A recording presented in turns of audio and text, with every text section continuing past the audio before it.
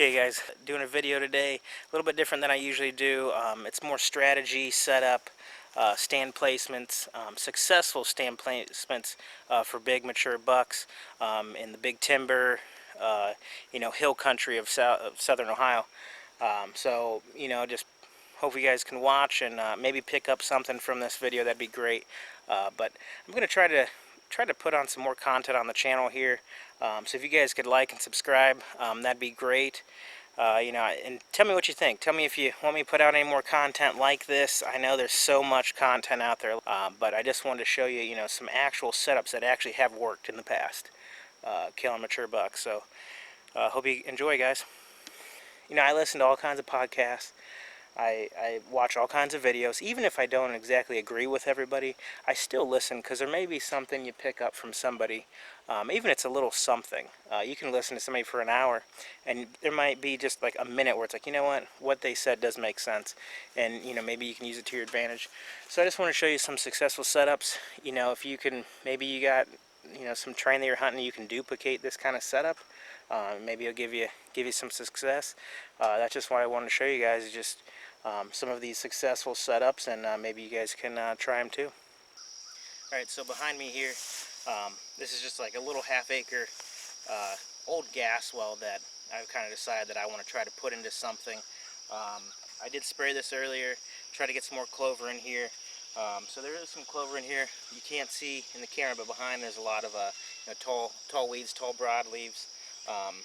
So plan is that I'm going to be spraying this today with glyphosate, just to try to kill the main weed layer.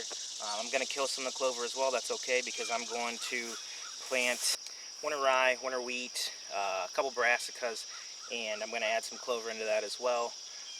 So I'm going to spray today, come back in actually a week and a half, 2 weeks, when we get another good rain, and I'm actually going to seed right into it. Then I'm going to roll it and Cul-de-pack the dead thatch layer over top. So anyways, I'm just going to kind of go over on a mature buck setup here. This one has been successful and will probably continue to be successful. So basically we have this little half-acre, maybe not even half-acre, old gas well. I have a tree stand right up here that I'll show you in a minute. And it wouldn't be a bad spot to have a tree stand on the other side here. This is just a better look. Got a nice knoll here. The deer really don't come down off that knoll much. But I mean, you got stand sites here. I actually have a stand in that one there. You could have a nice stand here. And like I said, behind the camera, the deer come up out of this logging road here. This untouched, uncut, unmanicured logging road is the one they come up. The other one beside it, there's another one right here, and they all kind of come up here and kind of come out to this little pinch. That one is not, it hasn't been manicured, but it's not as thick. It's, wide open logging road, easy to walk, and go figure, these big mature bucks, they want this one that is untouched. So they kind of come up here. Like I said, they'll kind of eat out in here, and then they actually J-hook and come right up to the main destination plot. Like I said, I have a stand there where I killed the buck 2 or 3 years ago. I could have killed another buck here, a couple other ones. I filmed if you've watched my videos. But basically, this is what I'm going to be spraying. Spraying this. I'm going to spray it, create a nice thatch, seed into it, and then roll it. So that's what I'm going to do here. I'm basically going to plant this little plot just to sweeten the deal a little bit. I don't want to do too much of this because the bucks are already using it. So just give them something a little extra. And kind of what's important here is also, you want to know what your prevailing wind is. Prevailing wind, as long as you're up on top, you're looking at west, southwest, south winds. The wind is actually coming kind of in my face, and it's blowing up. And what you can't see is behind me, there's houses and a barn, just maybe only 200 yards up over the hill here. And up behind me is what I consider kind of like a dead zone. The deer don't really go up there, so with having a stand here or a stand over here, your scent is going to be blowing right to the barn, right to the houses, and kind of that dead buffer zone. And I think that's important with all mature buck setups, is you want your wind to be blowing in like a dead spot, whether it be a place that the deer you just don't see deer go. This little hill here, It's pretty open, and some people, some habitat people might want to try to make that better, by select cutting or whatnot. But to me, I want to keep it that way. I want to keep it a dead zone, because that's where my scent's blowing. So when the deer come up these two logging roads and head out to the destination plot, my scent is going to be blowing up that way. The main thing is I try to do my setups to where I can hunt it as many times as possible. This is like a 2-hour drive for me, so I want my best chance. It's obviously hunting in big timber, hill country like I do. When you're down in the valleys, everything, like, you can throw that out the window. You got to more just kind of wind scout those areas instead of looking at which wind direction the forecast is showing. But usually if they're forecasting a west, southwest, south wind, it's usually pretty accurate in this spot. So this spot is set up great to give me maximum amount of hunts as I can without being winded. I have easy access out of here. I can go right out here, right up to the barn, right up the barn of the house where I'm parked. And they don't stay here. This is not a destination food plot. They just kind of mingle around a little bit, then they go out to the main food plot. So it's easy to get in, easy to get out. All right, well, here we are for the another stand setup that we have here. This is actually the setup that I killed that non-typical buck out of.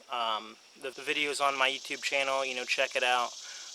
Killed him just this past year out of this blind right here. And then my dad actually killed another, like a 6-7-year-old buck out of the same blind a week later. So this setup here is obviously works. Basically, we're down in the bottom. We have kind of you'll see here in a second, we have a couple food plots that kind of snake around here. The main thing is we're down in the bottom. We know certain ridges that the bucks are bedding on, and they all kind of come down, out of the mouth of the ravine. So here's a ravine that kind of jets back right behind the blind. So the deer like to come down right at the mouth of it, and all they do is basically cross, because there's another mouth right here. So that's the big thing. This is a crossing route, but we do have food plot like kind of right in the bottom here, just to kind of sweeten the spot a little bit. Now here, the big thing is, as far as me normally having like a dead zone for wind, you don't have that here at all. It just swirls, which is why we have that thing. I tried to scent proof that as much as possible, siliconed all the cracks, everything. So here, it really doesn't matter which way the wind's blowing, because it's not going to do what it says anyways. So basically, you just kind of sit this. I use ozonics. I run ozonics through it, and that does help. That does help out a lot, I think. But we don't get winded too much out of this spot, thank God. Now, before I had this blind, I did kill a 5-year-old, like 140 class buck out of this spot. But every time I hunted it since then, or even before I killed that buck, I got winded a lot down here just because you can't control it. But it's a good spot. But it's secluded. We just actually mowed this plot. It was a really high winter rye, and we're going to plant it again here. So there's a lot of clover left over. But basically, the buck that I shot came right down beside the blind, right at the mouth of the ravine. And my dad's came out a little bit farther down. Yeah, so that's basically it for this. I'll walk you around here and you can take a look at the spot a little bit. Here's a little spot here. There's the blind. Yes, that is a little owl decoy. The landowner here thought it'd be helpful if he put something to keep the birds off of it, but the birds don't really mess with it anyways. But hey, whatever. So basically, here is one of the main paths that kind of snakes around. And as I said, the deer kind of come down. They come down like right here. This ravine jets back. So you got hillside. The deer, they like to come right down at the side of the mouth. The main bedding ridge is almost to the top. First or second ridge from the top, it's more like way up there. But they basically come down and they cross. And they'll kind of come in here, go back here, snake around, and there's another mouth that they'll go right up in. So just a crossing route. We do plan all this just to give them something to come down and occupy some time a little bit. We just actually mowed this. Like I said, it was rye, but as you see, it kind of snakes around all the way back there. I apologize, I'm sweating like crazy. Spraying, it's hot. Doing some lime, doing some camera work, cell camera work. So I'm gonna say this. One big thing, and you'll see definitely in the next spot, that none of these setups are like super pretty. Like, they're not a pretty setup. And you know what? I don't care. My setups are where the deer are. They're not. You know, it's not like it's a no-brainer spot. It's very subtle. Some very subtle spots.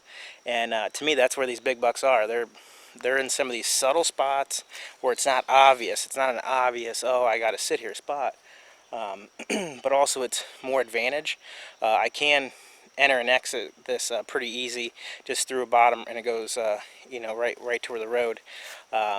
But basically, yeah, you know, it doesn't have to be a pretty setup. It's where the deer want to be. That's the most important thing. Sometimes with these big bucks, I say it's hard to get them to do what you want them to do, so you're better off just going and doing what they want to do. I mean, that's basically it. Some of these setups, especially the next one, you'll see people probably laugh at it, you know, just the way that it's set up. But I mean, proof's in the pudding, right? I mean, we killed a 5-year-old, a 6, 7-year-old out of this spot.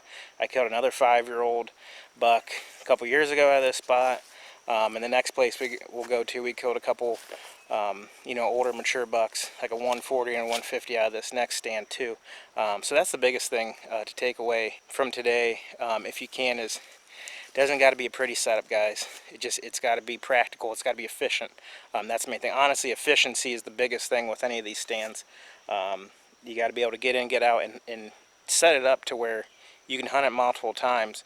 And you know what? There's plenty of spots out there that big bucks are at that you just can't hunt. You can't hunt logically. You can't hunt efficiently. So don't hunt them. You know, I hear all the time they say, "Oh, yeah, this spot here would be great." Yeah, I mean, yeah, it's a great spot for the deer, but how are you going to hunt it? How are you going to get in and get out? How are you going to hunt it with the wind, with your prevailing winds? You're not going to be able to. So, for instance, this spot here, you know, I did kill a big buck out of here. Got kind of lucky with the wind, and since then I hadn't been able to. And you know, that's why, because the wind. But putting a blind like this, you know, did help big time. But yeah, this is one of those spots that it's good, but the wind was killer. So, you know, that's the big thing. All right, on to the next one. All right, we're down to the end of the day here. This is going to be the last setup that I show you guys. I'm dying. It's hot. It's been a long day jumping from property to property. You know, just trying to freshen up spots, checking cam, spraying, doing some liming. But I'm going to show you this one last spot here. You know, I'm more of a big timber, big hill country deer hunter. Just the properties that I have to hunt currently. And this is more of your typical big timber setup. It doesn't have to be pretty, and this is not a pretty setup either, but it's a great spot. This spot in particular, and a lot of our spots in the big timber, you're not going to see a lot of deer. You know, if you want to see a lot of deer, you used to sit in fields. This is not your setup. You're not going to see a lot of deer. You may, you know, only see one, but it's going to be the one you want to shoot. It's going to be your shooter. So I'll just break this spot down for you here. An old logging road here. Old logging road here that kind of, it's so hard to tell with all the foliage. But this logging road just kind of goes and kind of hooks around. There's a bedding area, straightforward down up over the hill onto a point. And then these deer will actually bed here, will come up. They'll either hit this logging road and walk up it, or they'll kind of loop around, cut across right here, go up this logging road, and I'll go up to the top here. This logging road goes straight up all the way up, and we have another little food plot up in here, a little micro plot. But let me show you the stand location. It is right there. Ladder stand. This is actually my dad's ladder stand. This spot, he hunted a spot down over the ridge a little more, and I saw a lot of the deer would kind of come up this way. Here's the stand. Now you're looking at a 20-yard shot. Great bow spot. And again, not much to it. I will say this this logging road, it's a super steep bank. I don't know if you can see, super steep bank, and this is actually one of the only areas that the deer can cross up top here. So it kind of forces them up into like a bowl. So it's the top ledge of a bowl, basically. So this is one of those terrain features, you know, that you can sit on. Now the biggest thing that makes this the best, one of the best spots, is it seems like no matter what the wind direction forecast is, it always seems like the wind is blowing this way, So these big bucks are coming with the wind at their back. You know, these experts say, oh, you got to give these bucks the wind. They can't always walk with the wind perfectly in their favor. They can't always bed with the wind perfectly in their favor. So these mature bucks, they'll come up over this hill. And now the biggest thing, I always talk about having a dead zone or a blockade. Well, we got a perfect blockade right up here. Right up here, so the stands here. Up here is a road. It's a road, steep bank. So you got a road up here, so the deer don't often come up high. So your wind's typically blowing this way, blowing up, and in this bowl it kind of swirls, so it's like no matter which direction, this isn't even really a prevailing wind, but this is just the direction that the wind is kind of, your scent just kind of gets sucked up into. Perfect, so you got your blockade, you got your dead zone, stands here, deer coming this way, they just flat out aren't going to smell you.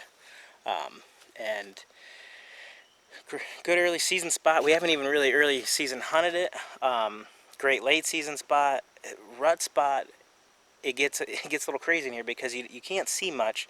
So when you get some chasing going on, especially during the chasing phase, it's a bit of a zoo in here. It's tough to get a shot. Pre-rut perfect. You know, they're just coming up this logging road or crossing right here. And this spot's been you know, real successful for us. A couple years ago, my dad shot a 5-year-old, like a 140 class 8. Following year, I shot like a 150 class right out of this stand here.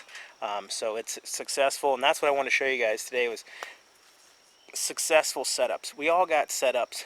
There's pretty setups we say, well, this, but I want to show you like successful setups where big bucks have been killed, big mature bucks. You know, not just big, but mature bucks, 4+-year-old bucks. So, you know, they got their wits about them, they're smart, but these are the setups that have killed them. So, alright, so that's going to do it, guys. I got to get home. I need a shower so bad. I need some food, too. I haven't ate all day. So I hope you enjoyed this video. Hopefully you can pick something up off of this, this video. So, appreciate you guys for watching.